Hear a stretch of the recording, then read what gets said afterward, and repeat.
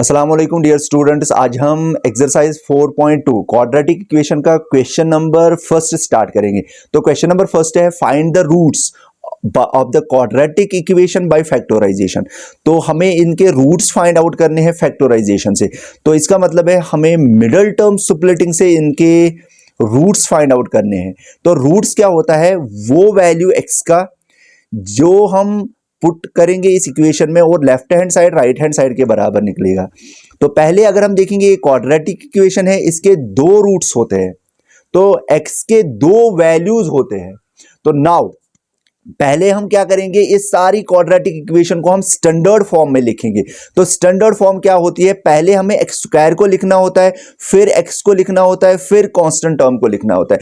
अगर हम देखेंगे ये सारी इक्वेशन जो है स्टैंडर्ड फॉर्म में है, तो पहले हम जर्नल फॉर्म लिखेंगे क्वाड्रेटिक इक्वेशन की। The general form of quadratic equation is देखिए जर्नल फॉर्म होती है a x square plus b x plus c is equal to 0। बस इसी क्वाड्रेटिक इक्वेशन में ये क्वाड्रेटिक इक्वेशन हमें राइट डाउन करनी है, पहले एक्स स्क्वायर फिर एक्स फिर कांस्टेंट टर्म। तो अब हमें क्या करना है, मिडिल टर्म स्प्लिटिंग करनी है। पहले हमें ए कोफिशिएंट्स लिखने हैं, बी और सी लिखना है, ए बी और सी। देखिए यहां पे अगर हम देखेंगे ए एक्स स्क्वायर का कोफिशिएंट होता है, तो यहां पे एक्स स्क्वायर का कोफिशिएंट 1 है, बी एक्स का कोफिशिएंट होता है that is -3 and C constant term -10। देखिए हमें 3x को ऐसे स्प्लिट करना है, मिडिल टर्म स्प्लिट होती है, मिडिल टर्म को हमें ऐसे स्प्लिट करना है, दो नंबर्स इसके बदले लेने हैं। अगर हम उन दो नंबर्स का सम करेंगे तो सम हमें b के बराबर आना चाहिए। तो b किसके बराबर है, -3 के बराबर। तो दो नंबर्स हमें ऐसे लेने हैं, अगर हम उन दो नंबर्स का सम करेंगे, सम -3 के बराबर आना चाहिए दैट इज b। एंड अगर हम उन्हीं दो नंबर्स का प्रोडक्ट करेंगे तो प्रोडक्ट हमें a into see that is जो कोफिशिएंट ऑफ एक्स स्क्वायर है that is 1 and coefficient of constant term that is constant term that is -10, तो उसके बराबर आना चाहिए that is 1 into -10 that is -10।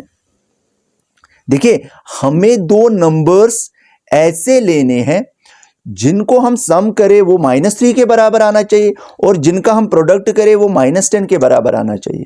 Now वो दो नंबर्स 10 जो प्रोडक्ट होता है ना, उसी के फैक्टर्स होते हैं, वो दो नंबर्स फैक्टर्स ऑफ प्रोडक्ट होते हैं। तो प्रोडक्ट क्या है हमारे पास 10। नाउ 10 के अगर हम फैक्टर्स देखेंगे, 10 के फैक्टर्स है 2 5 और 10 5 1 और 5। इसका मतलब है 10 जो है उसके फैक्टर्स होते हैं 2 5 इवन 10 भी है, इसका फैक्टर 1 भी है।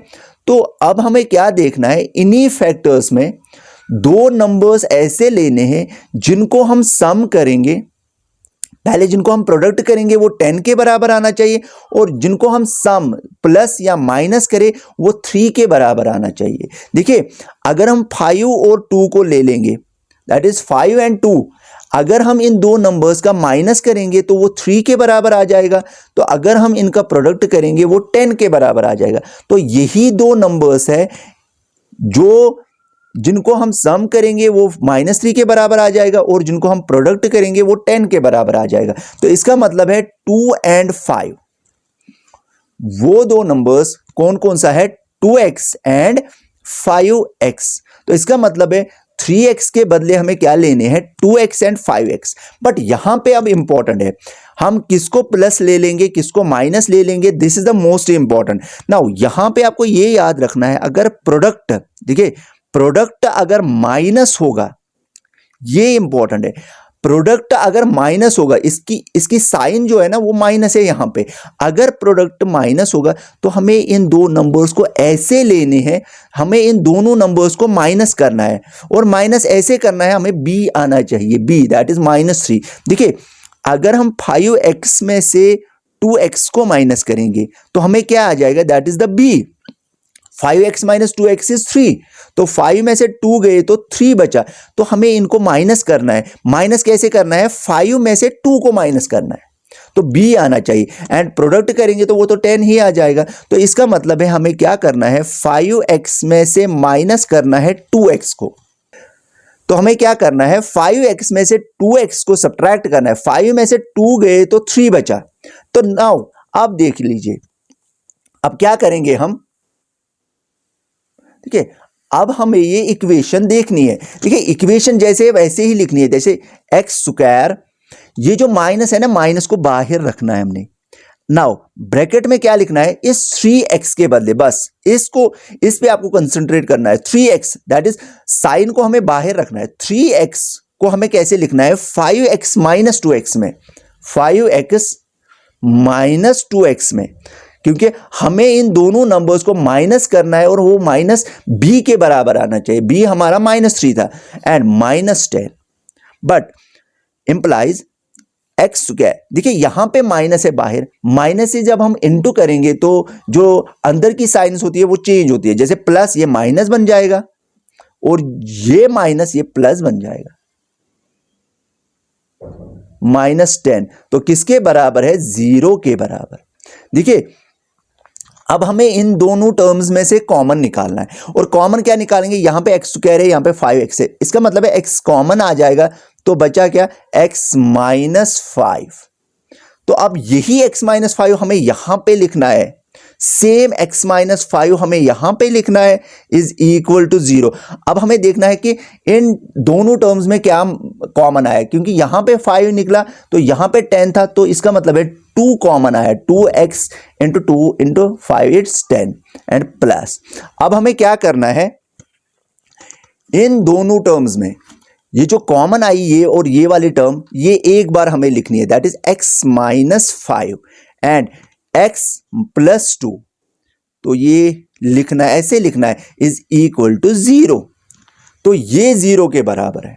नाउ जब प्रोडक्ट होगा दो नंबर्स का, जैसे आपको पता ही है, अगर दो नंबर्स का प्रोडक्ट 0 के बराबर होगा तो either a is equal to 0 और b इज इक्वल टू 0। या तो a 0 के बराबर होगा या तो b।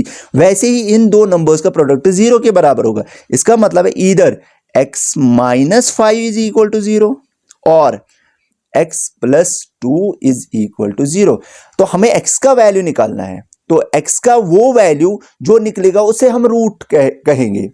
तो x इज इक्वल टू -5 को हम ट्रांसपोज करेंगे, दैट इज +5, एंड x को हम ट्रांसपोज करेंगे -2 को दैट इज -2। इसका मतलब है जो x के दो वैल्यूज हमें निकले, which is x is equal to 5 and x is equal to -2 are the roots of the given equation। यही दो वैल्यूज इस गिवन इक्वेशन के रूट्स होंगे। अगर हम इनका वैल्यू पुट करेंगे इस इक्वेशन में, ये इक्वेशन 0 के बराबर आ जाएगी। तो these are the two roots of the given equation।